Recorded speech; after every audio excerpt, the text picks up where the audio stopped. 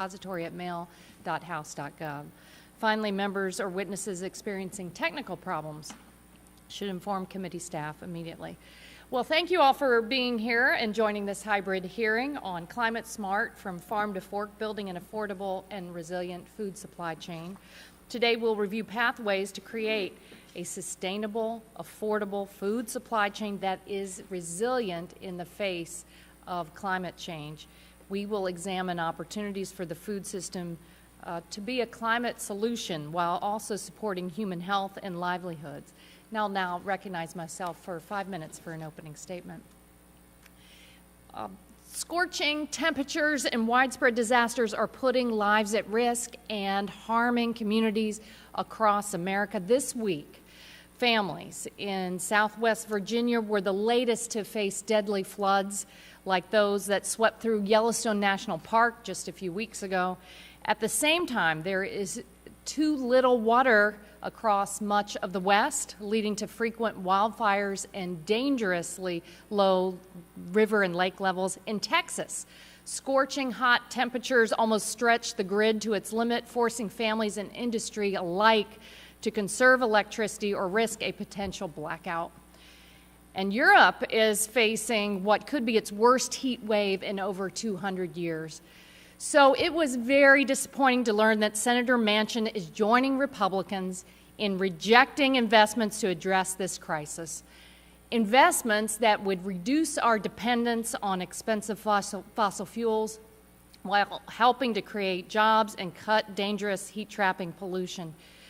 The American people have consistently supported cleaner, cheaper energy like wind and solar.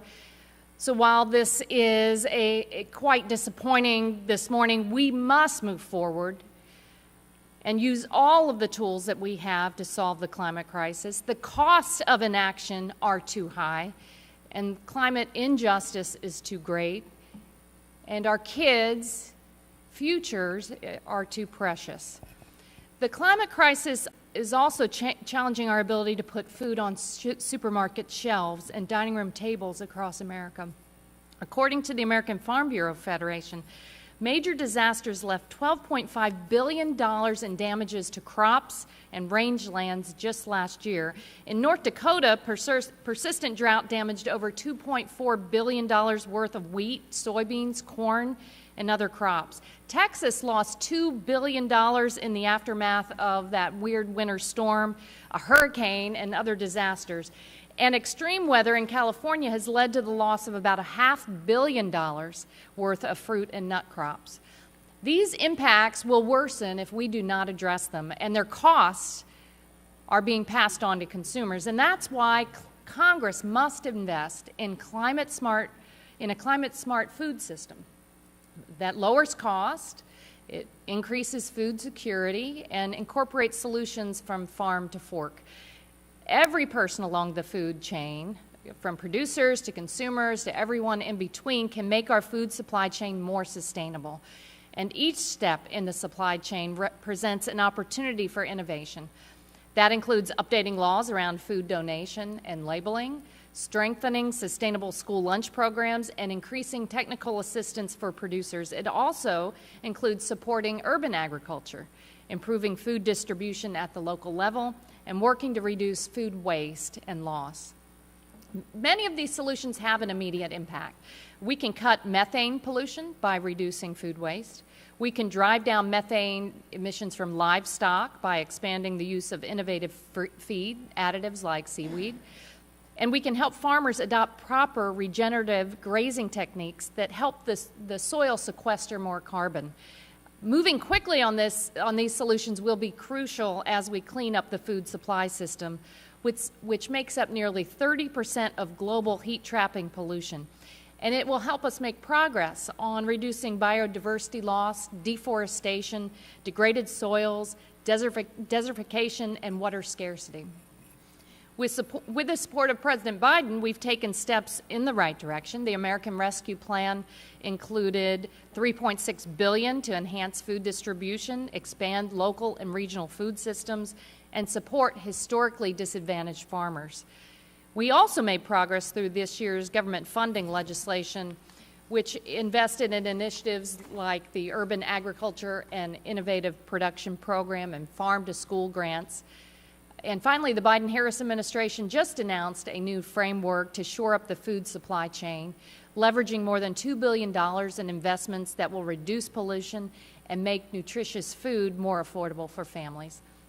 So as we move closer to the net zero economy, we have an opportunity to create a food system that works for Americans, ensuring access to safe, healthy food for generations to come. And we're going to get some good advice from our witnesses here today, and I look forward to that. At this time, I'll recognize Ranking Member Graves for his 5-minute opening statement. Welcome. Thank you, Madam Chair. The Chair and I both represent coastal communities on the Gulf of Mexico, and we absolutely share a strong desire to make sure that our communities are protected, that they're safe, they're sustainable. There's no division between us on that.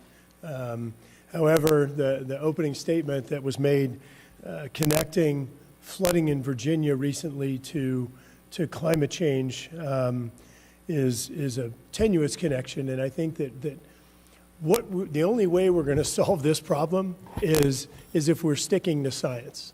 And so let's talk a little bit about science. The United States could cut emissions today. We could cut every bit of emissions today, and it wouldn't have a single impact. It wouldn't have a single impact on any changes in weather patterns for 50 years, according to the United Nations Framework Convention on Climate Change, the IPCC modeled maybe 75 years or maybe even 100 years.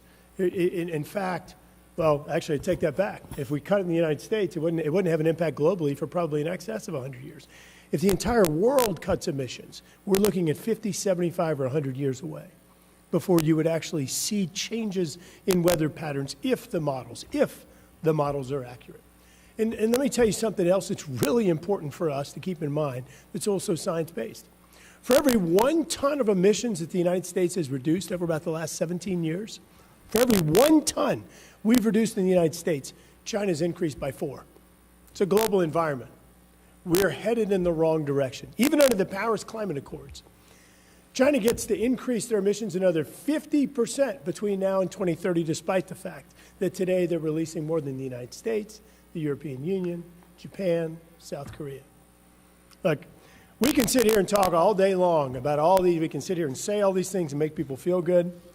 The truth is that the policies that are being pushed today by this administration are actually causing greater harm to the environment. We just saw inflation numbers come out this week at 9.1%, the highest number in over 40 years. We've seen gas prices double. We've seen natural gas prices nearly triple. We're pushing people into energy poverty, and we're having greater emissions as a result of this administration's strategy. You failed on affordability, you failed on emissions, and you failed on energy security.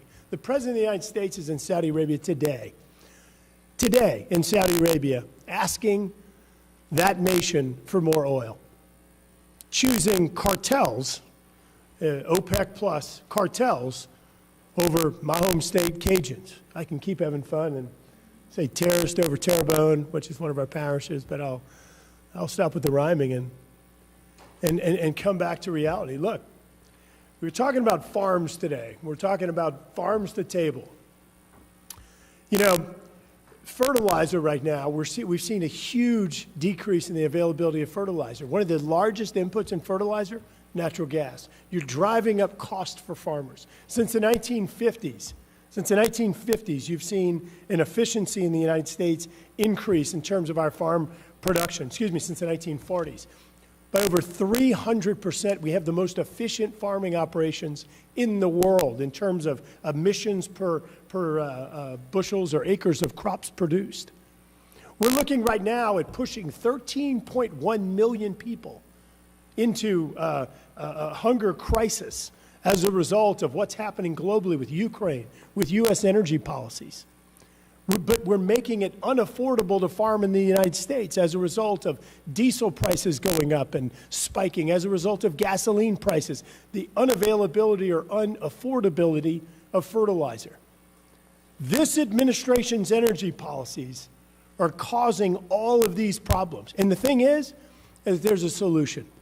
The solution is, as we've shown, as science proves, more domestic energy production actually results in lower global emissions because we produce it safer with cleaner emissions than virtually anywhere else in the world. Just this week, we had a bill in the Natural Resources Committee right down that hallway where we're banning critical minerals production in the United States. Critical minerals like lithium, graphite, cobalt, nickel, copper, things that are required for renewable energy. You have to have these critical minerals.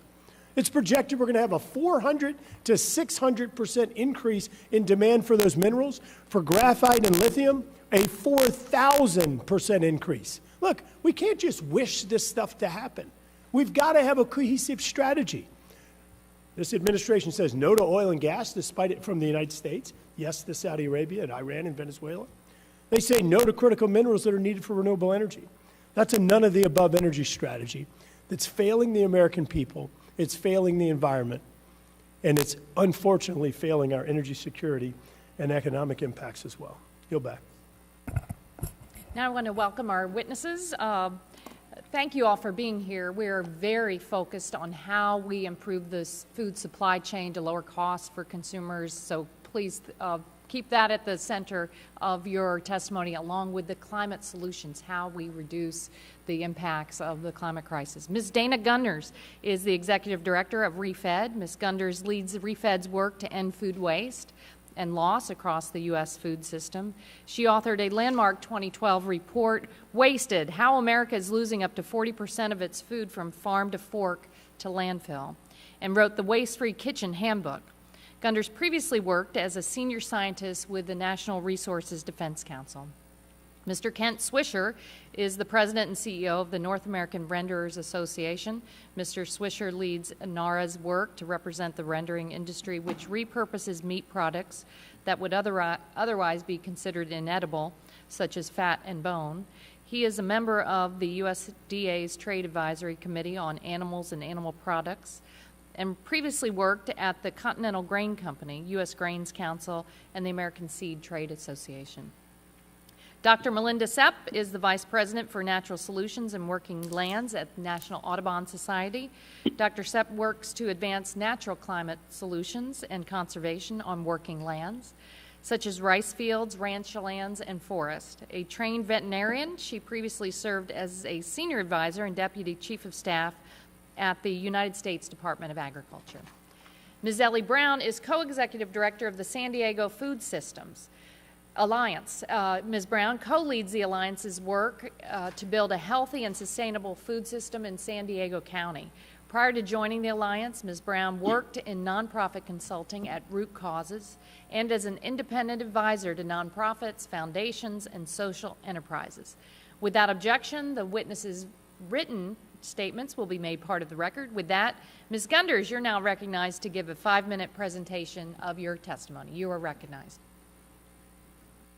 Good morning. Thank you for that introduction. In addition to that, I'm also the mother of 2 children who last summer had 5 weeks of canceled camp and postponed school due to wildfires and smoke. My 7-year-old sometimes has trouble sleeping because she's afraid a fire will come during the night. Climate change is real and present in our lives, and I truly appreciate your action on the issue. I was asked to present the climate impacts of the entire food system and food waste. That's like covering all of energy and energy efficiency in 5 short minutes. Yet, unlike energy, food is an often overlooked and massive factor in the climate crisis. It produces 23 to 42% of total greenhouse gas emissions globally. Just the footprint of uneaten food is more than that of the entire aviation industry. And without interventions, that footprint is projected to increase by 1/3 by 2050. Beyond causing emissions, the food system is part of the solution. It also deeply is vulnerable to the impacts of climate change, with agricultural productivity already estimated to have declined 21% due to changes in climate. Given this critical role, one hearing on food is simply not enough, and I encourage a much deeper dive, perhaps even adding a food section to your congressional action plan. One often overlooked component of climate solutions is timing. Because greenhouse gases are cumulative, saving 1 ton of greenhouse gases annually is 10 times more valuable if it can start next year than if it starts 10 years from now. As one key climate leader said, Time is more important than tech. New is good, but now is better. In contrast to other sectors, food solutions are available now. In addition, they are fundamental to addressing methane, whose short-term impacts make it critical to address sooner. And beyond just climate, improving our food system offers opportunities to address food insecurity, biodiversity loss, water scarcity, and even create jobs. In my written testimony, I go into more detail on 4 solution areas to consider. The first is encouraging a shift in diet away from animal products, which are the largest source of US methane. Beef in particular has by far the largest footprint. Just offering the Impossible Whopper, a meat alternative, allowed Burger King to save emissions equivalent to over 500 million passenger car miles in 1 year. Next, a move towards climate-friendly ag practices is a huge opportunity to both reduce emissions and sequester carbon in the soil. Third, protecting grasslands from being converted to cropland is critical, especially in this moment when rising food and fuel prices create additional incentives for farmers to expand into new land. Lastly, and my focus area, reducing food waste is an immediate strategy that inherently addresses all of the above-mentioned impacts. Imagine walking out of the grocery store with 3 bags, dropping one in the parking lot, and not bothering to pick it up. Seems crazy, but that is essentially what is happening across the country today. 35% of food in the US goes uneaten, over $400 billion worth. The average family of 4 spent almost $2,000 in 2019 on food they never ate. And just imagine how that dropped grocery bag must look to the 38 million food insecure Americans who could be fed 3 times over with the amount of food that's wasted. If all of our country's uneaten food was grown in one place, this mega farm would cover more land than Nebraska, Missouri, and Oklahoma combined, and use as much water as more than 50 million American homes. It would harvest enough food to fill a semi-truck every 20 seconds all year, but instead of being eaten, that food would go straight to a landfill where it would emit methane as it decomposed. In fact, food is the #1 contributor to landfills today, and landfills are the 3rd largest source of methane. All told, the climate impact of uneaten food in the US is equivalent to 58 million cars annually. Wasting less food increases supply, which makes food more affordable. Often people jump to solutions like composting, but preventing food waste is far more effective from a financial and a climate perspective. The good news is, unlike many of the thorny issues I'm sure you deal with, this one is solvable. We've seen momentum start to build with over 200 global food companies making commitments, companies including Kroger, General Mills, Compass Group successfully reporting reductions of 19 to 33%, and huge growth in private investment, including $2 billion in 2021 alone, more than double the previous year. Nevertheless, even with all this momentum, at best, we've reduced our food waste by only 2% per capita since 2016. The UK has achieved a 27% reduction in food waste. Some key steps to consider include funding a national awareness campaign to target consumers and a national public-private partnership to engage businesses, incentivizing local action through funding for state and local governments, increasing donation through adjustments to tax incentives and liability protections, and what I think is the lowest hanging fruit, standardizing food date labels to prevent consumers from discarding food prematurely. Wasting less food is something everyone can get behind, and in some cases, there is even money to be saved. The time to act is now. Thank you.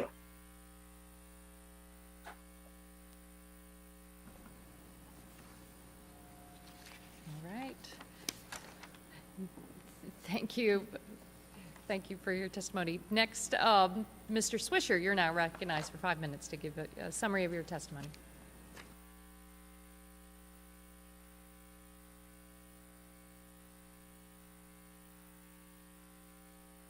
My apologies. Good morning, Chairwoman Castor, Ranking Member Graves, and members of the Select Committee. I'm Kent Swisher, President of the North America Renders Association. Thank you for the opportunity to appear before you today. NARA is the trade association representing the interests of the rendering industry in the United States and Canada. NARA's 32 member companies operate 178 rendering plants and represent over 95% of the North American production. The industry includes independent renderers, many of which are multi-generation family-owned companies, as well as integrated packer renderers that process only their own animal byproducts. The rendering industry accounts for over $10 billion in U.S. economic activity and employs tens of thousands of people across the country in full-time jobs with benefits. Renderers have operations in both rural and urban communities. Rendering is the cooking and drying of meat and other animal byproducts not used for human consumption. Renderers are often referred to as the original recyclers and are a major force in ensuring a clean and healthy environment, upcycling the animal products that we do not want to or cannot eat into valuable proteins and fats for livestock feed, pet food, and industrial uses. The U.S. rendering industry is essential to the reduction of carbon emissions into the atmosphere. Americans consider only about 50 to 60% of an animal edible, which means the other 40 to 50% is deemed inedible. Instead of wasting about half the meat we produce, rendering upscales these leftovers into essential ingredients for countless new products. I would like to make 3 key points in my testimony today. First, the rendering industry is an essential pathway in creating a sustainable food system.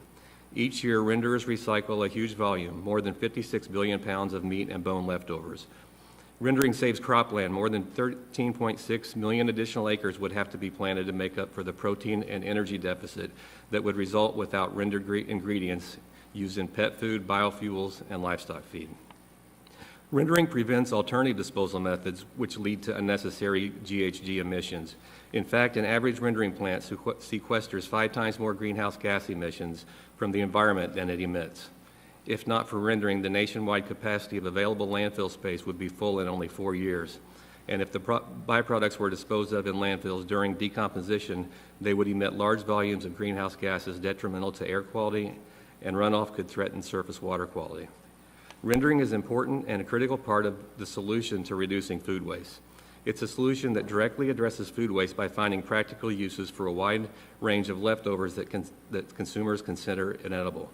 Rendering makes the food production footprint smaller. Second, renderers recycle billions of pounds of used cooking oil from food items like French fries into biodiesel and renewable diesel. Biodiesel and renewable diesel are important to reduce carbon emissions in the transportation sectors. In 2010, EPA concluded that biomass-based diesel produced from used cooking oil and other recycled waste greases reduced life cycle greenhouse gas emission by 86% compared to 2005 petroleum emissions.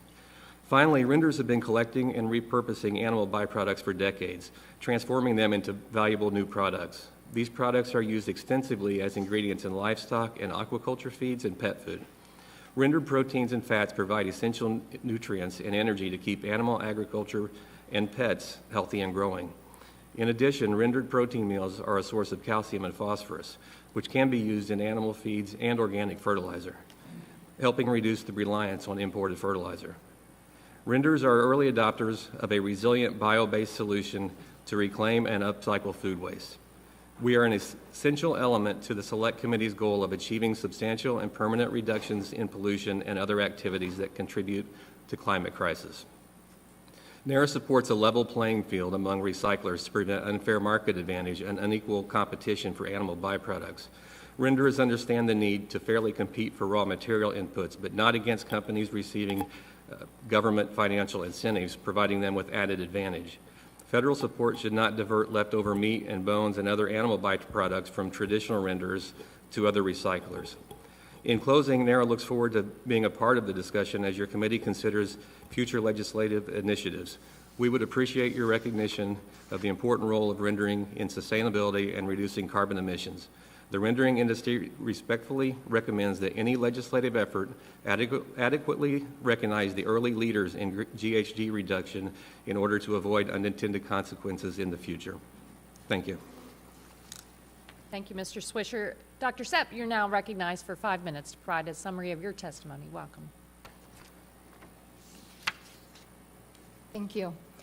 I'm honored to testify this morning on behalf of the National Audubon Society, representing more than 1.8 million members together with 45 million Americans who enjoy birdwatching. I appreciate the opportunity to discuss how we can mitigate climate change and support biodiversity on working lands while building a resilient supply chain. I would like to start by telling you about a visit to the Dakotas. I was meeting with ranchers, and one of them told me he knew the conservation plan that had been developed through our Conservation Ranching Initiative was working. He knew because his 90-year-old father, who still lived on the ranch, told him that the front pasture sounded like it had when he was a kid, because long absent birds had returned. And he knew that a healthy grassland landscape, once again teeming with birds, was a sign of its improved productivity for grazing. I could explain our bird survey results or share a lot of statistics with you this morning, but I think that stories like that demonstrate the impact of Audubon's partnership with farming, ranching, forestry, and fishing families across America. They know intuitively that birds are indicators of the health of the places that they love.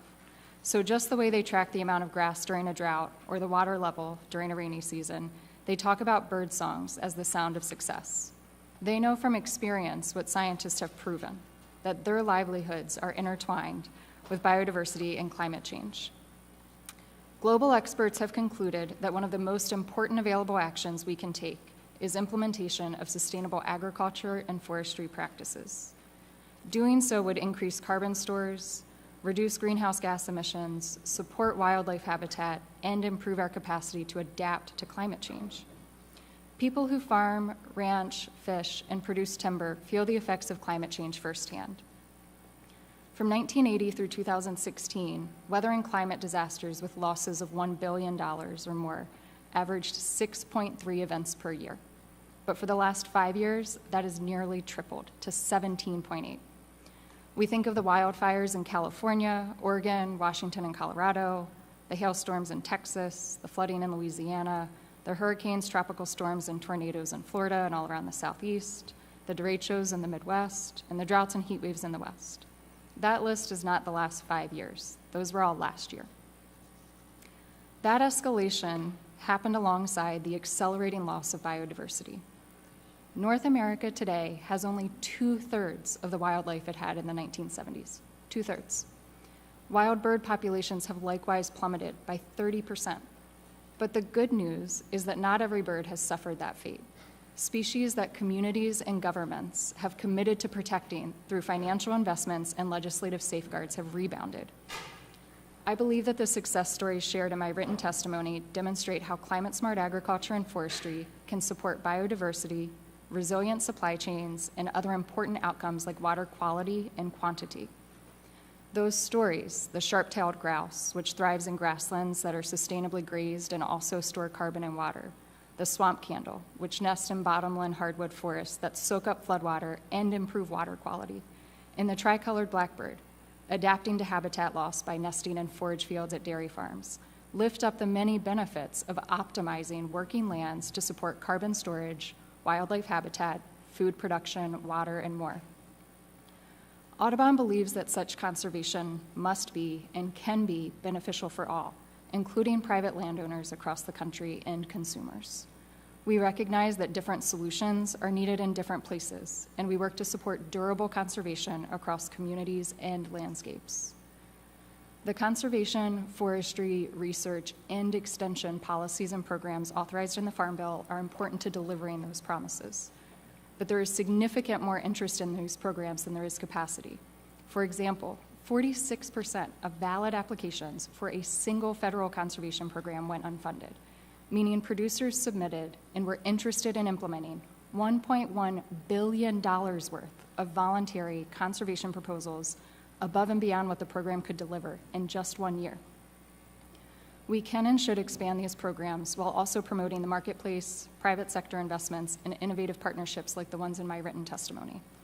Such work is only part of what is needed to stem the tide of climate change and biodiversity loss.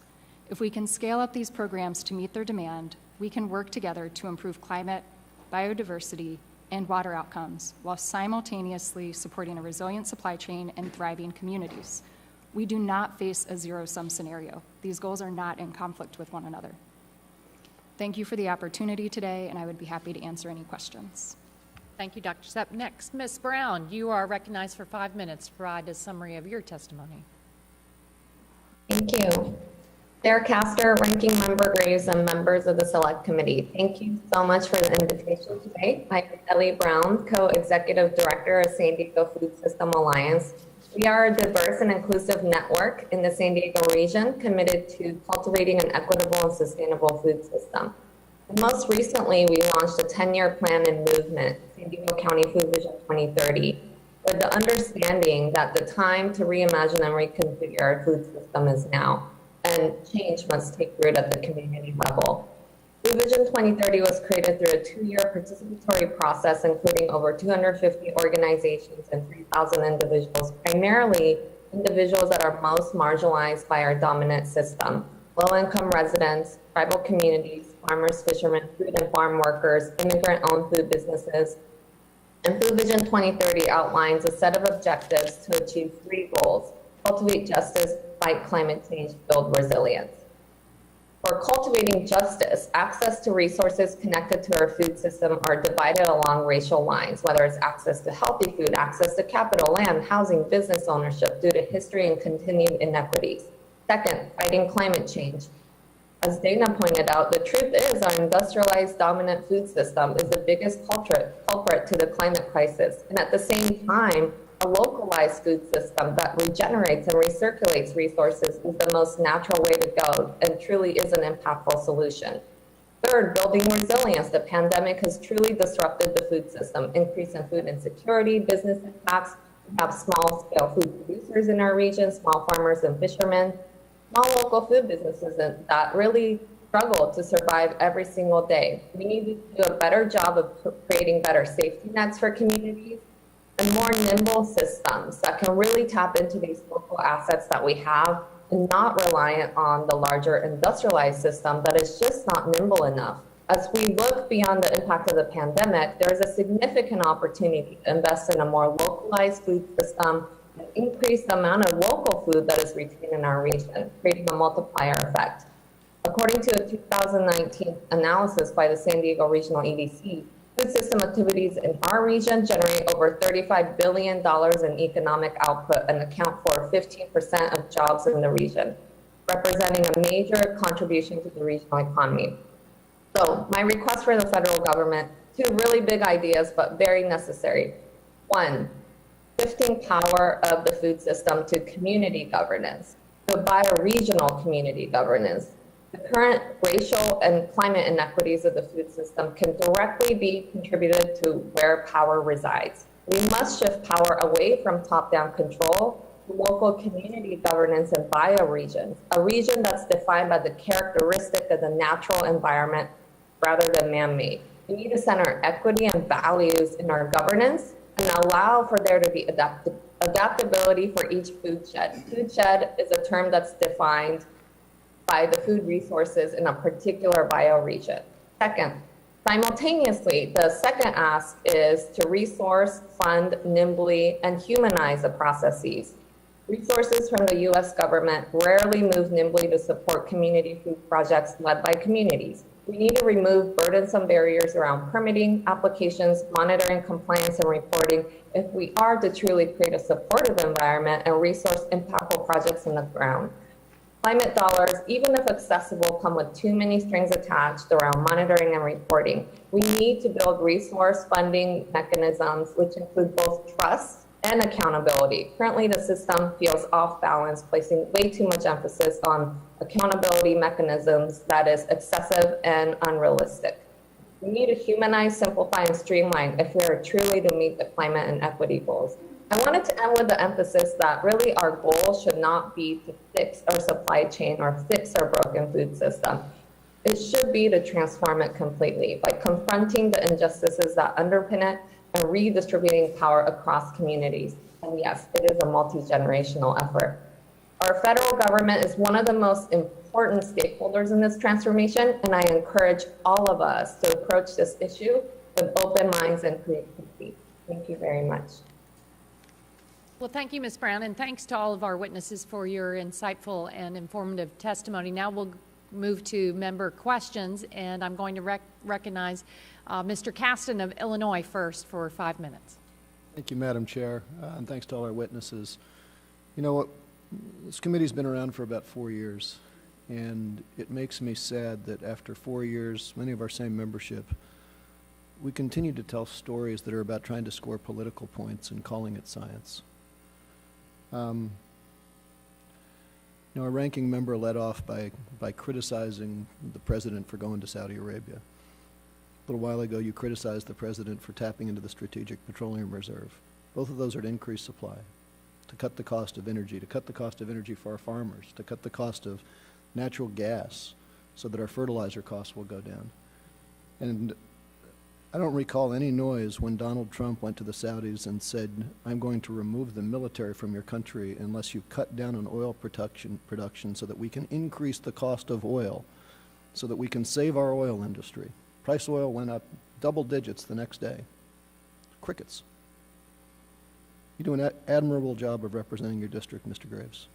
You do an admirable job of repeating the talking points of your party. Your district depends on exporting fossil fuel. Our fossil fuel industry is trying to sell and produce as much fuel as they can because they want access to European markets. That doesn't make them bad people, it makes them profit-seeking businesses. We just saw an example of that when that LNG terminal in Maine caught fire and the domestic price of gas fell. So what are we going to do for the people who matter? How are we going to actually lower costs? We're going to do it by decoupling from fossil fuel, by not being beholden to Vladimir Putin. We're not going to do it by scoring cheap talking points. So let's talk about the actual science here. If we are going to give a stable planet to our kids, to not have your kids staying home from school as a result of a wildfire, we have to not only stop emitting fossil fuel, we have to go backwards. We have to get back to 300 and 350 parts per million in the atmosphere. In order to do that, the only ways that I have seen that actually profitably take CO2 out of the atmosphere are in the agricultural sector. We can put, direct air capture in, but we're going to have to pay a lot of money for those. And so, Dr. Sepp, I'd like to start with you. As you think about what tools we have, we hear a lot about approaches from biochar to short rotation grazing to cover crops. What are the ways that we can actually increase the wealth for our farmers that would reduce as much CO2 from the atmosphere as possible? Because we are out of time for politicking and we've got to start doing these things today. So if you were queen, what are the areas you'd like to see in the agriculture sector that we really focus on pulling CO2 out of the atmosphere as quickly as possible that makes sense for our farmers? Great question. Thank you, Congressman. I'd like to, if I can, kind of talk a little bit about the structure that's needed to implement the practices in addition to the practices themselves. And I just want to underscore so much of the type of conservation work and the type of sustainable practices that need to be implemented in the field at scale, not just kind of isolated, requires substantial technical assistance as you're learning to implement them. And frankly, right, like every field is different, every forest tract is different. So part of that really relies on having a strong technical delivery service and system. So whether that's the Natural Resources Conservation Service, the technical assistance funding and the staffing capacity that they have, state agencies, partners, including Audubon staff. We have rangeland ecologists out in the field helping develop management plans and conservation plans. We have certified foresters on staff. So it's both about supporting the practice implementation, but also supporting the technical assistance so that local solutions and what works best for specific soil types and specific microclimates that folks are producing in is really able to be delivered. We've had, and I know I'm tight on time, we've got a program in Illinois where we've been paying farmers, allow them to reduce their crop insurance payments for every acre they put into cover crops. We've got a program to try to do that nationally. Do you have any thoughts and comments on that and how broadly applicable that might be for the country? Sure. So I'm happy to follow up with you and your staff on that specific bill. I'll admit just, another anecdote. I'm from the Eastern Shore of Maryland. Maryland has a really great state cover crop program that, again, was intended to, that one was developed with an eye to the Chesapeake Bay health and really resulted in a substantial adoption of cover crops at a voluntary level across private working lands across the state. And there's certainly different models and different ways to work to scale that, so I'm happy to work with your office on that specific bill, but I think that creative solutions to make it financially feasible for producers to implement those practices across landscapes, not just in individual fields, is what's needed. Okay, I'm out of time. Thank you very much. If anybody does have further comments with our office, I'd also be interested in thoughts on short rotation grazing and what that might do to improve soil health, but that's a longer conversation of time. I yield back, Madam Chair. Representative Miller, you're recognized for 5 minutes. Good morning. Thank you, Chair Castor. Thank you, Ranking Member Graves, for having this today. I don't think anyone on this committee denies climate change. Our world has been changing ever since it was created, And we now have the science in order to deal with it. And we are learning every day what we can do to change it. And Chair Castor, I appreciate your concern over the flooding in southern West Virginia and Virginia, and recognizing the unique phenomenon that we have, that often when it rains too much, because of our mountainous terrain, it has to go somewhere, and when there's too much rain, it goes down. My community in Huntington had a flash flood because there were 4 inches of rain that hit somewhere else, and boom, there it was. And you know, my friends had 9 feet of water in their basements. So I think what we need to do is work together on proactive solutions that fit our individual communities instead of trying one-size-fits-all mandates. I'm a bison farmer, and I've owned Swan Ridge Bison Farm near Milton, West Virginia for the past 28 years. I'm also a member of the Farm Bureau. I understand things like episodic hemorrhagic disease, which occurs during droughts. I understand that sometimes the government does make suggestions or policies that end up not working, like multiflora rose as a living fence, which then became a nightmare later for farmers because they were fighting those multiflora roses all through their cropland. And I understand the lack of meat processing plants. I'm acutely aware of the struggles that our farmers and our ranchers face bringing their goods to the market. They often operate on such thin margins just trying to make a living, but they work hard. And I've seen bad years where they face when the harvest isn't particularly good, and I've seen it when herds succumb to disease.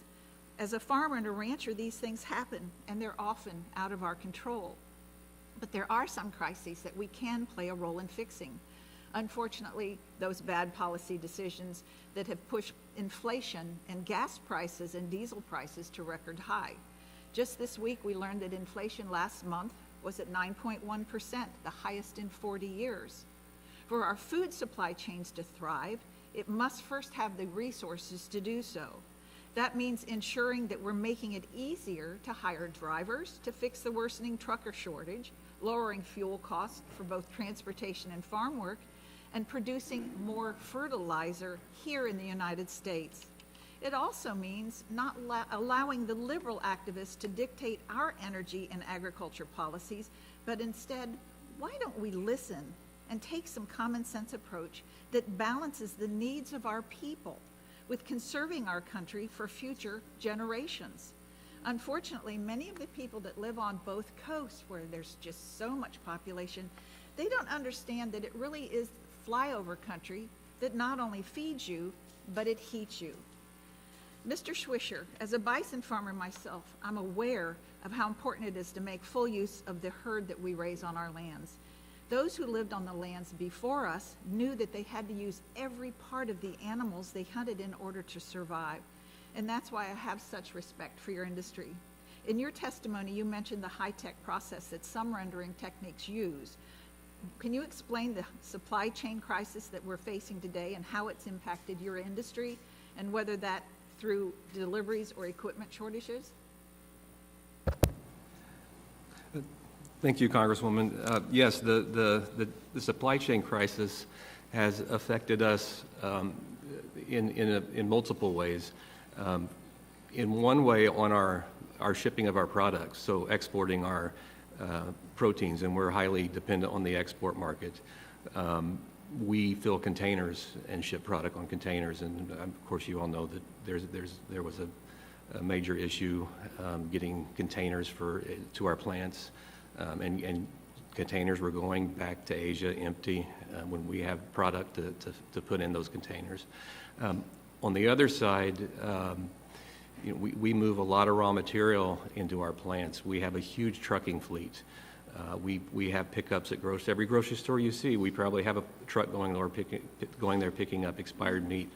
Every restaurant, even up here on Capitol Hill, will have a vat behind the restaurant that used cooking oil goes, and our trucks pick up used cooking oil. So the cost of fuel, any disruptions in the supply chain affects our business on both ends. Can you explain a little bit how the rendering industry actually uses all the food that isn't consumed, and what they do, and what are some of the top products that you create? And I think we'll have to take that question for the record. Thank you. I We're yield going to back my stay on. time. Thank you very much. Ms. Bonamici, you're recognized for 5 minutes. Thank you, Chair Castor and Ranking Member Graves. Thank you to our witnesses. The food supply chain is both contributing to and being harmed by rising emissions and climate change. In a 2021 report, the UN's Food and Agricultural Organization found that the food supply chain accounts for as much as 30% of human-caused greenhouse gas emissions. Last year, the Northwest cherry growers, including my home state of Oregon, they represent Oregon, Washington, Idaho, Montana, and Utah. They estimated that the heat dome event of last June and July resulted in the loss of about 20% of the state's cherry crop. That's equivalent to 4 million pound boxes that never went to market.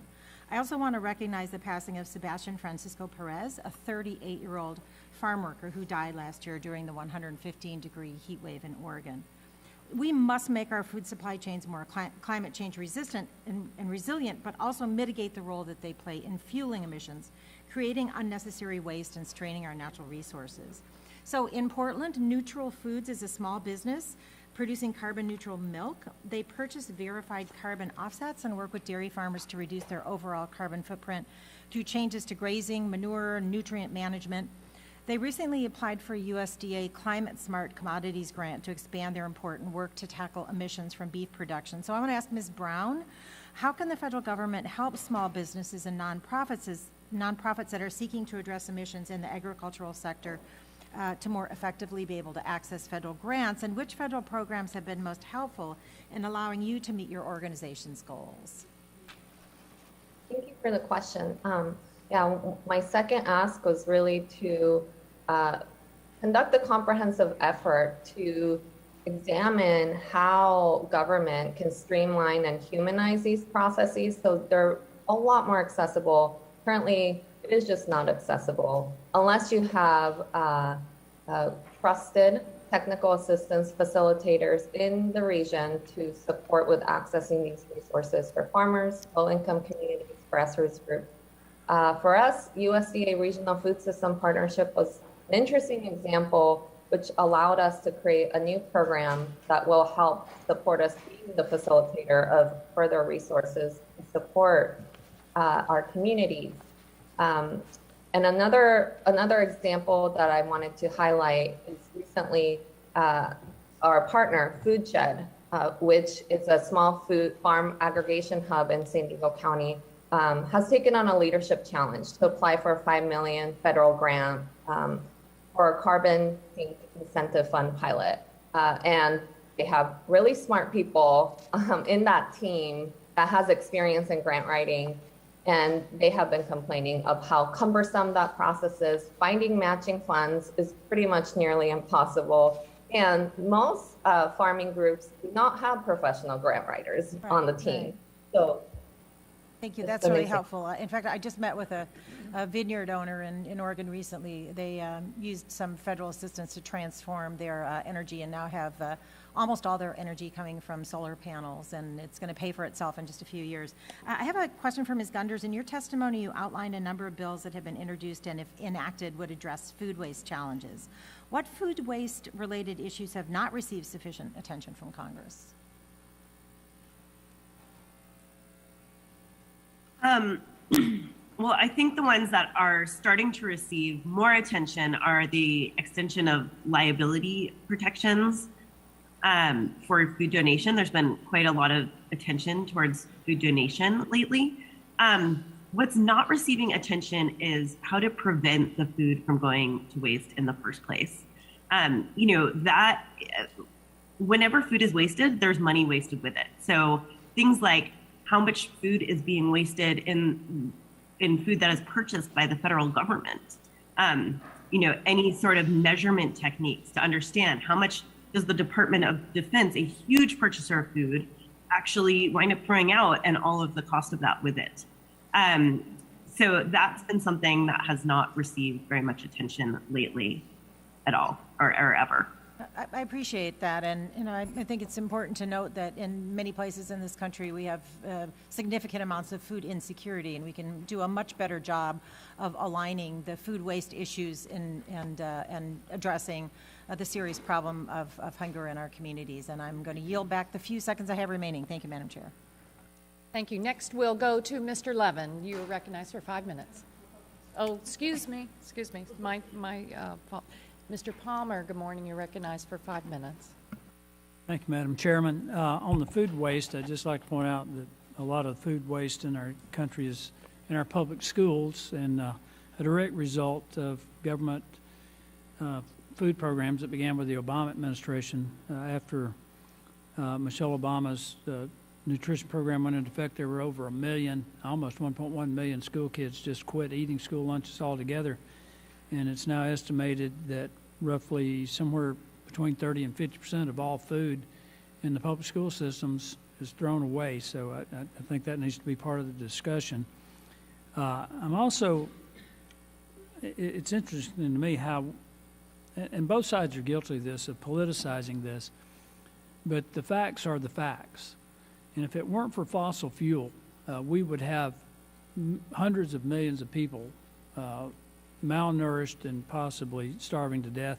But the fact of the matter is, since we've introduced modern farming techniques that are fueled with fossil fuels, machinery like tractors, harvesters, planters, transportation vehicles, processing equipment, refrigeration, I mean, these are all things that are byproducts of the fossil fuel industry.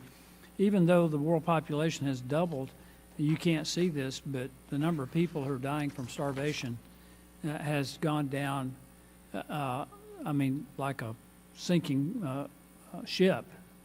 That's a good thing. And what we found is that when you introduce these policies that are being advocated for how we produce food and how we provide energy, it can have catastrophic results. Just look at Sri Lanka. You've got people marching on the government capital because in Sri Lanka and the Netherlands, we've just seen this, of the dire crisis that government mandates create. Poor attempts at environmental policy through government-mandated chemical fertilizer bans in Sri Lanka created a food price spike and economic peril that the people are suffering through right now. The country's on the verge of collapse. I mean, you got to think about the unintended consequences. My colleague mentioned someone who died from heat exposure, and I keep pointing this out, and they don't like for me to point it out. But Lancet, other medical journals in the world have made it clear that there's 17 times or more people die from coal-related issues than heat. I grew up dirt poor. We grew most of our own food. I'm thankful that my grandpa had a tractor. I'm thankful that we had a freezer and a refrigerator. I'm thankful that there were places that we could go that utilize modern techniques to process some of the food that we produce. I just don't understand why we want to go so headlong into adopting policies that are clearly going to have a very negative impact on people's lives. That's astounding to me. It's almost like we have people who think that we need to enforce some form of population control and that might include starvation. I'm not accusing anybody of that. I'm just saying that what's happening in Sri Lanka is, I think, evidence of going too far, too fast. Mr. Swisher, I appreciate the work that you're doing. I just wonder if in your efforts in food rendering and the work that you're doing, if you've contacted the public school systems to get access to the food that's going out in the trash cans every day.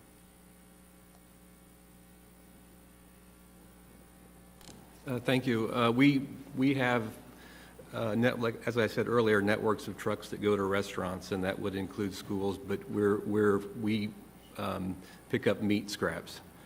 So the meat scraps from any commercial establishment or restaurant would be a place that we would visit and recycle that material. I don't think they're throwing out the meat. I think it's the other stuff. With that, I'll yield back. Next, Mr. Levin, you are recognized for 5 minutes. Thank you, Chair Castor.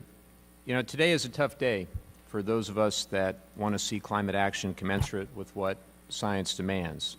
But make no mistake, to those who demand action, particularly the next generation, we see you, we hear you, and we will not stop until the actions that we need are taken. Now on to the topic of today's hearing. I'm particularly glad that the Select Committee gets the opportunity to hear from Ellie Brown, Co-Executive Director of the San Diego Food System Alliance. San Diego Food System Alliance is a visionary organization in our region, fostering collaboration across all aspects of our food system in order to build a more sustainable, healthy, and fair food system. San Diego County Food Vision 2030, which the Alliance developed over 2 years and created in collaboration with our community, is a testament to that vision. Food Vision 2030 provides a 10-year roadmap for a food system that enhances the vitality of our local communities, protects our environment, and creates additional economic opportunities within our county. For those who don't know, San Diego County is home to a robust food system. Across the county, food system activities generate over $35 billion in economic output and account for 15% of all jobs in the region. However, our local food system faces a myriad of challenges, from high operating costs to entrenched systems of inequality to a climate crisis that exacerbates water scarcity and other environmental stressors. With this context, let me start off with a basic but important question for Ms. Brown. Given all the challenges farmers and other producers in our region face, why is a strong local food economy and agricultural sector key to San Diego's success? Thank you, Congressman Levin. It's an honor to be here to represent San Diego and our work in our region. As I mentioned, $35 billion in economic output.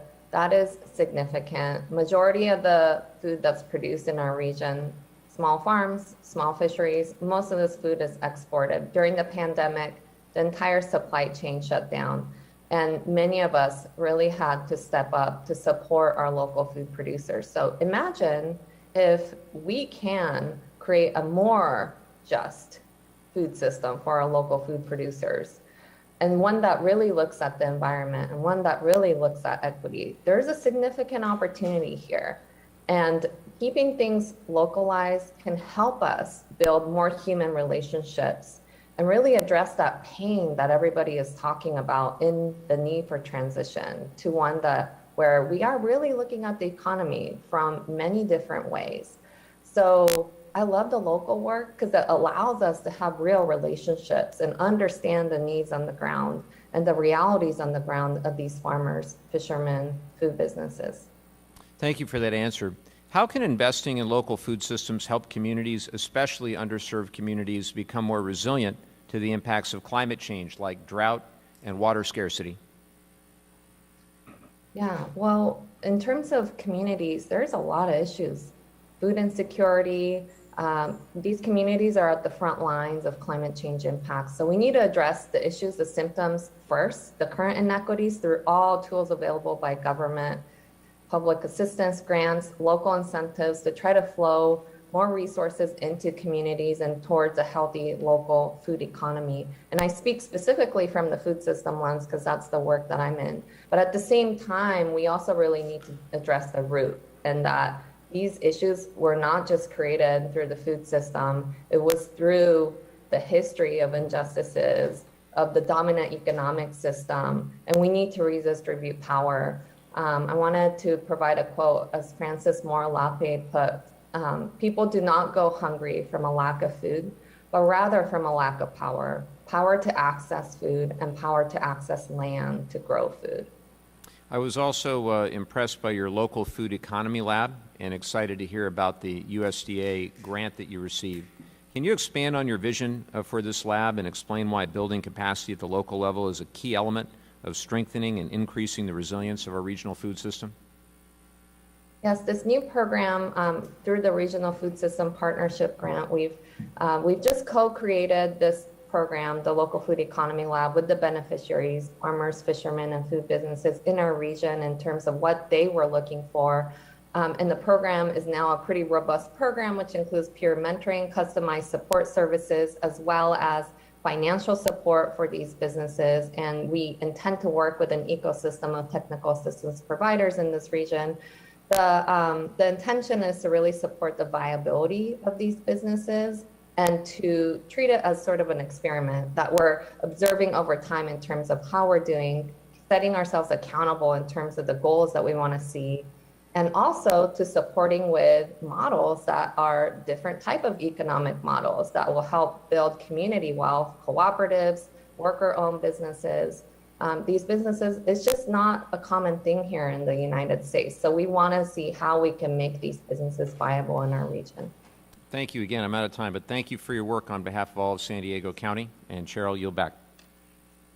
Mr. Carter, you're recognized for 5 minutes. Thank you, Madam Chair, and thank all the witnesses being here. And I want to say right off that I really appreciate the fact that we're having this hearing about rural America.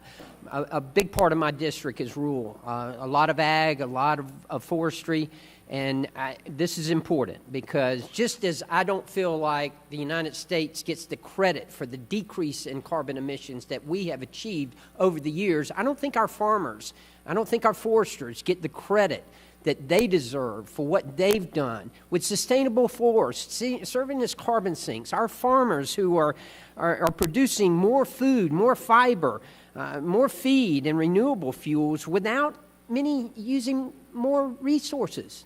The United States farmer feeds the world. And here we are trying to criticize them for carbon emissions. It just baffles me. I want to read you a couple of things here. First of all, agriculture productivity in the U.S. increased 287% from 1948 to 2017. American farmers now require 40 million fewer acres, or 33% fewer acres in 2018 to produce the same amount of corn it would have had to in 1990. 4 million fewer, or 27% fewer for cotton. And you know, perhaps the most attacked part of farming, of agriculture, is livestock. But they continue to reduce their emissions. Emissions per unit of beef production have declined 8% since 1990, 18% unit of pork, and 25% unit of milk. Even the Secretary of Agriculture, appointed by President Biden, the Democratic Secretary of Agriculture, said, and I quote, "I do not think we have to reduce the amount of meat our livestock produce in the U.S., and a significant percentage is exported. It's not a question of eating more or less or producing more or less. The question is making production more sustainable," end quote. That's the Secretary of Agriculture. The Democratic Secretary of Agriculture said that. American farmers are part of the solution. They are not part of the problem. Mr. Schweitzer, I appreciate you being here, and I want to start by saying that one of your members is located in my district in Alma, Georgia, in Bacon County. I've visited there often and am quite impressed with the work that they're doing there.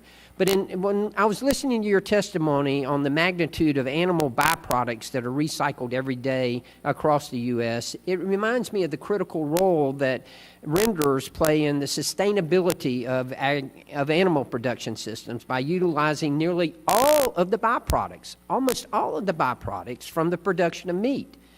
And in addition to preventing waste, they're also providing sustainability produced inputs of multiple of consumer products we use each and every day. So let me ask you, can you talk about some of the key inputs that renderers provide for the supply chain that would not exist without your industry? Yes, thank you. We produce meals and fats and oils. So one really positive success story that we have is that we replace fish meal in aquatic rations. So over time, fish meal production has been flat. Since the 80s, it hasn't increased. And aquaculture production has skyrocketed. And so because we're an animal protein, we fit in those rations much better because of our amino acid complex and things like that. So we're replacing fish meal on a global level in Indonesia and other countries as well. And then our fats and oils, back in the early 1800s, we produced candles and things out of beef tallow. And those markets have changed over time, and now we're producing more renewable diesel and biofuel as a complement to the liquid fuel. Well, let me ask you this. Earlier, one of the other witnesses indicated that most of our landfills were animal products. Do your members, are they filling up the landfills, or are they recycling byproducts? We're recycling byproducts. We're keeping the raw material from going to landfills, and we're producing things like meals and fertilizers and fuels. And that's the one thing that bothers me about this committee. If I could, Madam Chair, just please indulge me. The whole cycle. You got to look at the whole cycle. You cannot look at just one part of it. This is the whole cycle, and recycling the byproducts is part of the cycle. Thank you, and I yield back. Next, Ms. Brownlee, you're recognized for 5 minutes. Thank you, Madam Chair, and thanks for holding this hearing. I've been looking forward to it. So, my first question goes to Ms. Gunders. Food waste is a very large contributor, as we know, to greenhouse gas emissions. And as you've said, there are bills in Congress to address a myriad of labeling confusion. Can you speak to the labeling issue and its contribution to food waste and climate change? Absolutely. Thank you. And first, I'd like to clarify that I actually did not say animal products were filling up landfills, but food scraps overall, all types of food, are the #1 product entering landfills today. On your question for date labels, yes. So the use by, best by, sell by, enjoy by, the many words that you see to describe the dates on food are actually quite confusing to consumers, and consumers are misinterpreting those dates to mean that they are supposed to throw the food out. So about 86% of consumers are somewhat confused around the dates and are therefore throwing food away prematurely. There is no federal regulation for these dates. Consumers in manufacturers can put whatever they want onto the product. The solution that we see is to standardize the food date labels to have 2 phrases, one that is about quality and one that is about safety, and to require only those 2 phrases be used as a way to create actual definitions and be able to communicate with certainty to consumers and reduce confusion out there. There is a bill that is currently introduced in this Congress to create that standardization. There is an industry voluntary agreement, and much of the industry is actually behind this change, including companies like Unilever. Thank you. Thank you for that. And staying on the same subject of labeling, what impact do you think labeling restrictions on alternative proteins, milks, and cheeses may have on their adoption, and how important is adoption to combating climate change? Yes, well, my understanding of the alternative protein realm is quite limited, but I understand that there are some labeling issues that, that they would like to be able to call things like almond milk. They would like to be able to call that milk still.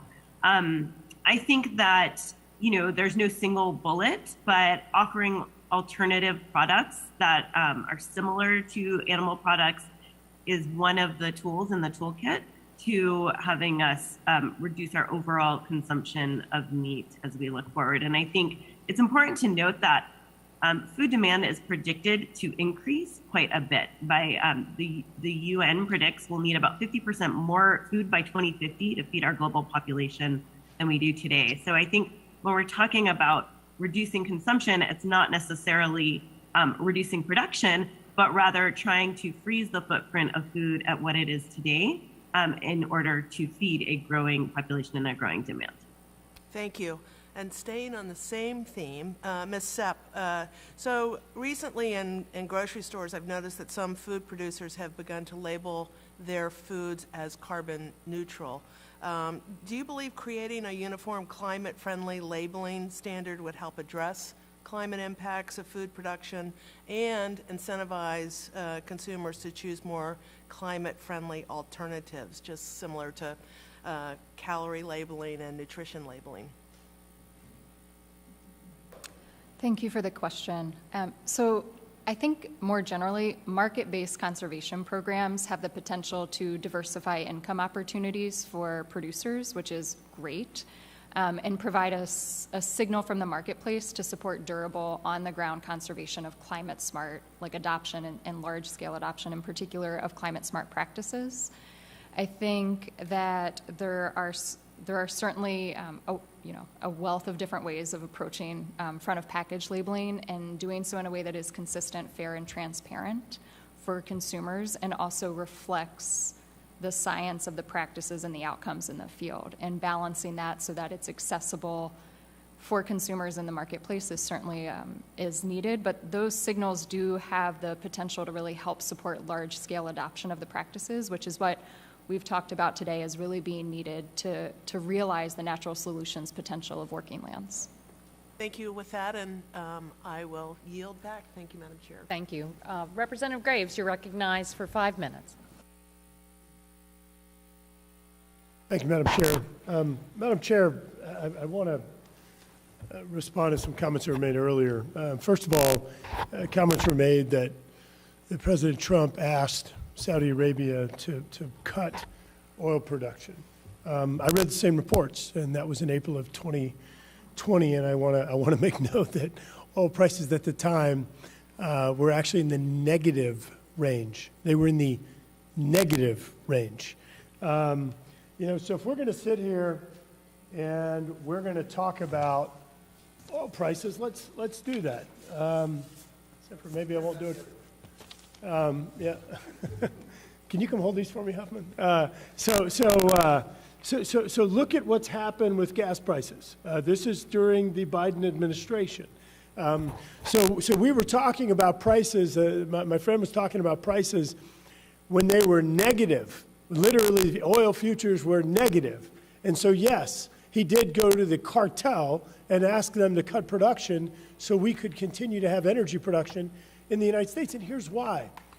We have some of the lowest emissions in the world for units of energy produced here. Why would you want to kill that industry? So this is what's happened during this administration. So to suggest that there were issues with that conversation, fascinating. Now, look, I don't have a crystal ball. As Mr. Huffman will tell you, I'm not even very smart, but this was January 27th of 2021, okay? Last year, January of last year. I could recognize what was going to happen with energy prices. And I said then, as a result of the executive orders and the other actions the Biden administration was taking, we're going to have higher electricity bills, higher prices at the gas pump, lost revenue sharing for hurricane protection, flood control, and coastal restoration in my home state of Louisiana, Alabama, Texas, Mississippi, and others. Higher delivery costs for products being delivered all across the United States. More dependence on foreign energy from China, Russia, and Iran and other countries. A net increase in global emissions as a result of getting energy from other countries and offshoring services. Got to tell you, that's batting 1,000. That's better than I ever did in college. So, I don't think that this stuff is really rocket science here. In fact, it's so much not rocket science, you can make a cartoon off of what's happening right now, as somebody apparently did. President Biden saying, we don't want to pollute the air with our fossil fuels, so then he's going to Saudi and saying, can we use yours? It's exactly what's happening right now. This is completely baffling to me that that's what we have going on. That's what we have going on. Now, last thing is this right here. This is a letter from Senator Cantwell, Senator Menendez, Senator Markey, and Senator Schumer. Just read this one. The current run-up in world oil prices is effectively a tax on every American family's discretionary budget, except that the money goes to the OPEC cartel rather than the U.S. Treasury. Couldn't agree with them more. I want to highlight this word tax, because when you go back and you look at this one right here, that's a tax. The President of the United States said that no one making less than $400,000 was going to get a tax. Cantwell, Schumer, Menendez, and somebody else. Markey, thanks. And Markey said, so that's a tax. That's a tax. Every American's paying it. It's pushing people into energy poverty. People have the false choice of deciding if they're going to if they're going to pay their electricity bill, fuel their car, or get groceries. This is unbelievable, and I'm going to say it again, it's resulting in higher emissions. I want to ask, I believe you, Dr. When you carry out better farming practices, as you noted, I assume that results in sequestered greenhouse gases, improved sequestration of greenhouse gases. Is that accurate? Or potentially? Sorry, yes, sir. The hope, right, is that by implementing sustainable practices, you are storing more carbon in the soil, you're improving the water infiltration rate, right? Like, and the list of co-benefits goes on. It's also improved habitat potential for wildlife, yes. Thank you. I didn't mean to go off on a diatribe, and I just kind of ate all of my time. So I know, I didn't have much coffee today, but I'm gonna yield back. I'm gonna submit some questions for the record because I do have a number of them, but I do want to note to my friend, Mr. Huffman, that your witness just said that sequestration's an option. And we'll go to Yield back. Mr. Huffman for 5 minutes. You're recognized. Well, thank you, Madam Chair. I want to commend you for trying to have a serious conversation about how agriculture and our food supply can be part of the climate solution, how we can build a more affordable and resilient food supply chain. So just for those maybe watching this hearing, this is not another rerun of the I Love Oil show. We see that rerun all the time around here. We're trying to talk about food security and resilience, and the piece of this that I'm most interested in is food waste. And for those of our witnesses who work in this field, I just want to tell you, I think your work is so important. I want to make sure you know that it is appreciated. And I would think food waste could be just something we would find common cause on. It seems like such an obvious thing to tackle together. It's a huge contributor to climate change. A report by the EPA found that annual greenhouse gas emissions of food loss and waste alone equals that of 42 coal-fired power plants.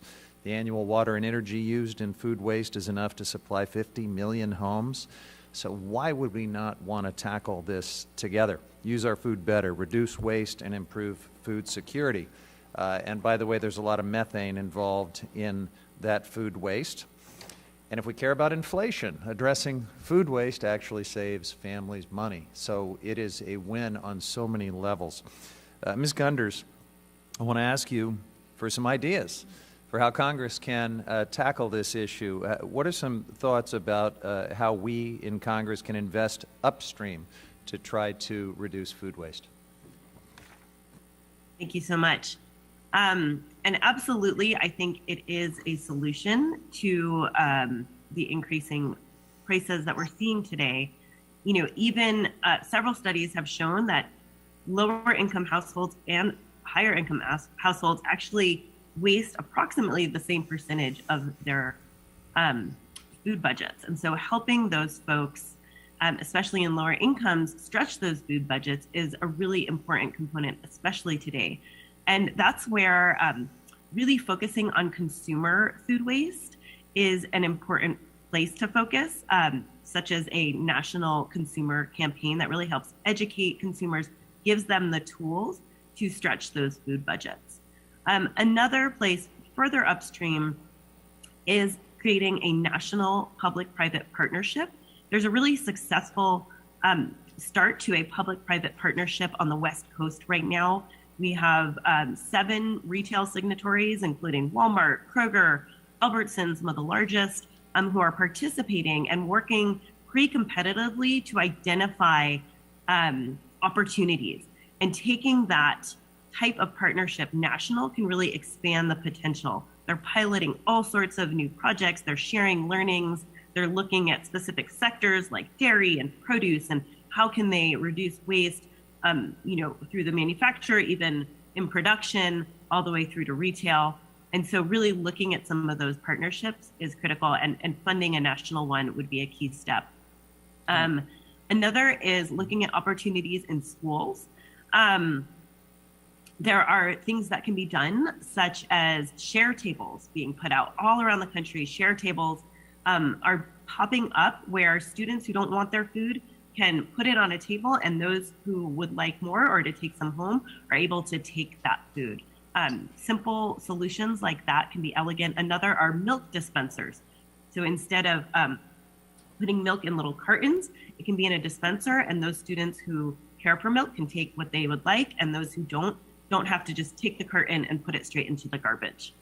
Lastly, I think waste is often a locally governed or jurisdicted issue. And so really providing funding to local and state jurisdictions to explore policies in this area, to fund technical assistance, food waste prevention programming can be a great solution as well. Yeah. Well, thank you. And in the time that I have left, let me just respond to the suggestion earlier that by promoting healthier school lunches, Michelle Obama somehow contributed to food waste because 1 million kids stopped eating their school lunches. Let's be clear. If Michelle Obama had endorsed Twinkies, Fox News and right-wing media would have promptly declared that Twinkies are yucky, and 1 million people would have stopped eating them because that's what their parents and Fox News told them to do. I have seen in my district and in my state and around the country that healthy food can also be yummy food, and so I hope we can dispose of that canard and get back to the subject of healthy, nutritious food and reducing food waste and having a more resilient food system. So thanks. I yield back. Great. And next we'll go to Ms. Escobar. You're recognized for 5 minutes. Thank you, Madam Chair, and many thanks to our panelists who are here today, both in person and virtually.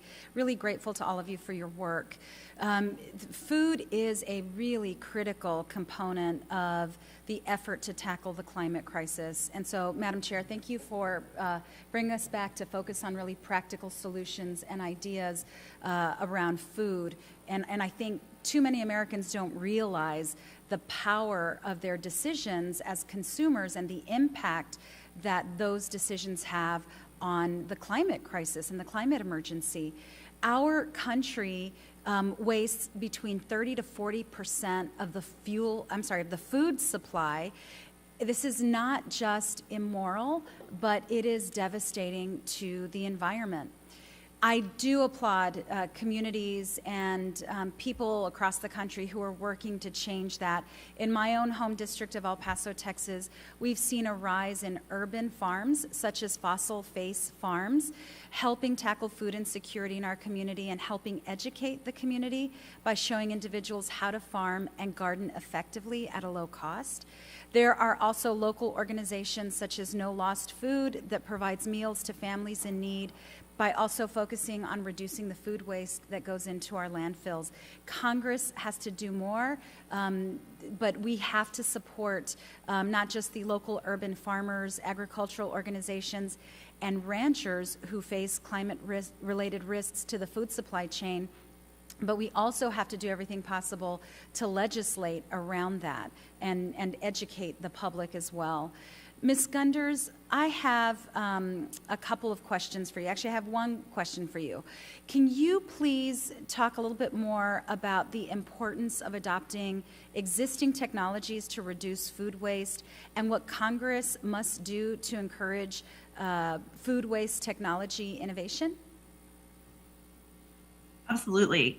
There is an explosion of innovation right now happening around food waste reduction, and some of it is incredibly successful. So we're seeing things like using big data and machine learning to improve forecasting for retailers, using new types of imaging and technical vision to evaluate the quality of products, using sensors to evaluate how much temperature exposure has happened, and allowing companies to route products that have a shorter life to places that are closer and that have a longer life to places that are further. There is a ton of technology popping up, and yet it is taking some time to innovate and to be adopted. And so certainly incentives that would help both create more incentives for R&D and innovation, as well as for early deployment and adoption, of some of the technologies that are proven would be hugely impactful. Well, I agree. I think those incentives are really important so that we can ensure that there's an urgency to that innovation and we get it into the marketplace as quickly as possible. I have a question for Ellie Brown. Ensuring that families have affordable and healthy foods is crucial, especially in economically disadvantaged communities like my own. Not having healthy options leads to health risks and environmental impacts that affect the most vulnerable. Can you please explain the importance of improving community food environments, especially in economically disadvantaged communities, and what policies, specifically what federal policies, are necessary to ensure that food environments improve? Yeah, thank you for this question. Really, the reality is that our current dominant food system, that is one that is very top-down, fuels chronic disease. And most of the folks that live in communities where they are struggling do have issues around accessing healthy food. Some folks call it food deserts or food apartheid. But ultimately, really reclaiming the type of food that's available in these communities, like you mentioned, urban farming, this is a movement for communities in terms of their own power to reclaim their food system and food sovereignty. So really what's important ultimately is a more community-driven food system, more community-governed food system. But in the short term, we could do everything that we have in our government toolkit to support these communities, from economic incentives, of course, public assistance dollars that really help match resources to flow into the local food economy. We've seen a lot of great things happen from EBT matching at farmers markets, different programs that exist around incentives for that, and grants, really, to really support grassroots organizations in their access to these grants that are available. We often are trying to navigate the system with grassroots organizations. It really is hard to get these resources to flow into communities. So in the short term, there's a lot of tools that we could be using for government to support more access to healthy food. However, in the long term, we need to really shift the power so communities can really decide for themselves the type of food environment they'd like to see. Thank you so much. I'm out of time. Madam Chair, I yield back. Well, thank you very much. And I agree with you. This has been it's a hearing that we intended to focus on those practical solutions. And we know with the escalating climate crisis, higher temperatures, the higher energy and food cost, the food system can provide a lot of those solutions. And I want to thank our witnesses for helping us today. Ms. Gunders, you've been very clear on the call to action. Thank you. You've now given us some practical solutions on food labeling, how we fund and empower public-private partnerships. Ms. Brown, I've been impressed with what you're doing in San Diego for many years on reimagining and reconfiguring the food system. But as Ms. Gunders said, the innovative technologies are exciting, but we need action right away. And one of the solutions I think we need to add to the list and talk about is preventing the conversion of cropland. I see it in Florida as population growth and other stressors try to expand into critical areas. You want food and everything produced nearby. So, Ms. Gunders, what's the most important right now policy at the federal level to ensure that we're more efficient on the cropland we have now and we don't continue to convert that cropland to other uses?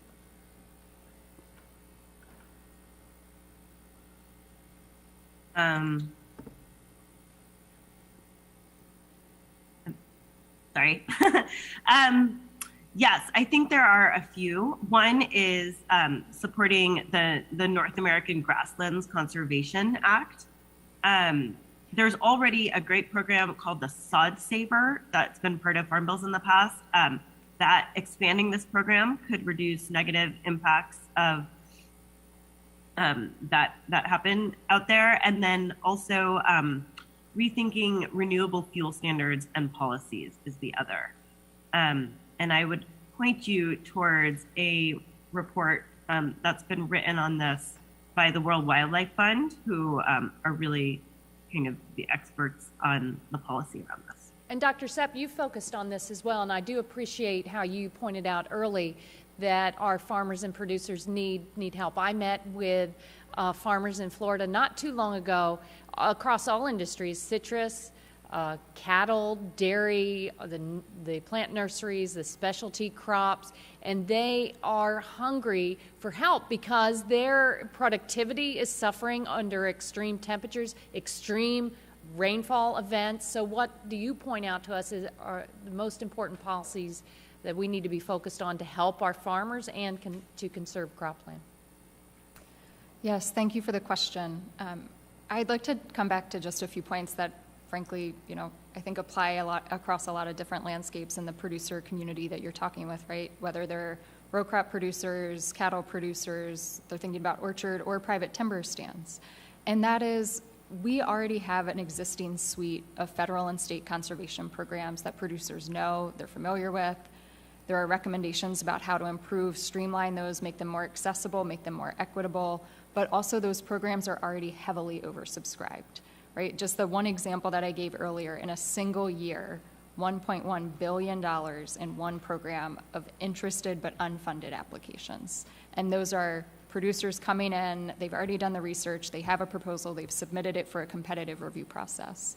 So when we think about how we can scale up the action of now, right, like scale up sustainable agriculture and forestry practices across landscapes across the country, it really is about helping meet producers where they are with what they need when it's technical assistance and cost share for practice implementation. And then I would say also recognizing the value of the private marketplace. So that's back to the opportunity around some of those market-based conservation signals to really think about how those can connect and tie in with increased revenue and share of profit for producers. Thank you very much. And Ms. Brown, San Diego, the alliance there can be a model for other communities across the country, but I'm worried there are many communities that simply don't have the resources to implement that kind of local grassroots effort. What can we be doing to encourage that model and empowering people at the local level across the country? Yeah, you'd be surprised. Johns Hopkins facilitates a food policy network nationally, and I know several years ago there was at least 250 organizations in various different communities across the nation, city level, county level, state level, really organizing around food policy, very bottom-up, grassroots approach. So you'd be surprised. A lot of folks are really getting together around this issue.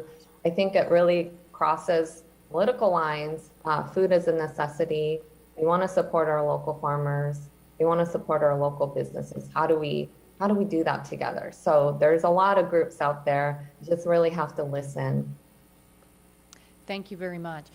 Next, I see Mr. Crenshaw has joined us virtually. Mr. Crenshaw, you are recognized for 5 minutes for questions. Thank you, Madam Chair, and thank you to the ranking member for holding this hearing. And look, listening to the testimony, there are some real pragmatic ideas here on how to reduce food waste and improve farming practices. And I'm sure there's a lot of space for bipartisan legislation there. But like many of these hearings, what we also hear is these good ideas crowded out by more radical ideas that end up hurting Americans, especially on their most basic needs, energy and food. And it is worth pointing out some of the other countries very recently that have taken these radical approaches. Sri Lanka banned pesticides, herbicides, and other chemicals that provide crop protection. That was because of their environmentalist lobby. They're currently in a devastating humanitarian crisis because they have not been able to produce enough food to eat. Don't worry, because Sri Lanka has a near perfect ESG score of 98. I'm sure that makes them feel good. Environmental groups sued the Netherlands into enforcing a limitation on carbon emissions in their country. Now, the Netherlands is bound by their Supreme Court into enforcing this, and it started enforcing bans on agricultural emissions. To meet that goal, the Prime Minister said the only way they can do it is to cut cattle by 30%. So you can imagine what's going on in their country right now as there is an uprising and a potential food shortage. In the United States, the EPA has said that the Supreme Court won't stop them from pursuing hardline emission targets for industry, which suggests that the EPA is going to try to use a little-known authority called Section 115 of the Clean Air Act to enforce the emissions targets set out in the Paris Climate Agreement and potentially put us on the same track as the Netherlands and Sri Lanka. When it comes to crop protection and the EPA, the crops going unharvested lead to an increase of both carbon and methane emissions, and they often go unharvested because of damage caused by pests and disease. The EPA is restricting crop protection products, restricting natural gas production for fertilizer, constraining the production of chlorine through restrictions on both of the ways we produce chlorine, and restricting the use of several other commonly used herbicides and pesticides. But Ms. Gunders, this question is for you. Without immediately available, affordable crop protection products, do you anticipate that farmers increase the number of unharvested products? I apologize that I'm not super familiar with various crop protection laws or regulations, but I do. Well, you don't need to be. I mean, just to be clear, I mean, it's a basic question. If you don't have the materials necessary to fend off pests, then do you think you're going to have more unharvested products in the fields, which is a concern of yours, of course? I do believe that crop protection plays a role in protecting crops, and therefore, yes, certainly saving crops from pests can help lead to more harvest. And you've indicated that crop waste leads to higher carbon emissions. You make a good argument for that. So these products would be good and helpful in reducing carbon emissions overall. Would you agree with that? I'm not trying to trick you here. I promise you. I know that's what it feels like. I do believe that a certain level of crop protection can help lead to full utilization of crops that are grown. Thank you. And on the subject of food prices, these actions that I've been talking about are increasing costs for Americans. And I want us to continue what we know how to do. And we know how to do this actually pretty well in this country. Pursue environmental goals and promote human flourishing at the same time. We can protect people while also producing enough food and energy for Americans. I truly believe that, and I yield back. Thank you. Great. Well, I'd like to thank our witnesses for your testimony today on how we build a climate-smart food system and lower costs for our neighbors and lower pollution from farm to fork and build a more sustainable food supply chain. Without objection, I'd like to enter into the record a July 15th, 2022 letter from the Biotechnology Innovation Organization in favor of investments and policies supporting agricultural innovation as a climate solution that helps farmers and ranchers be resilient in a changing world. And without objection, all members will have 10 business days within which to submit additional written questions for the witnesses. I ask our witnesses to respond as promptly as you're able. Thanks again, everyone, for joining our Climate Smart Solutions from Farm to Fork hearing today. The meeting is adjourned.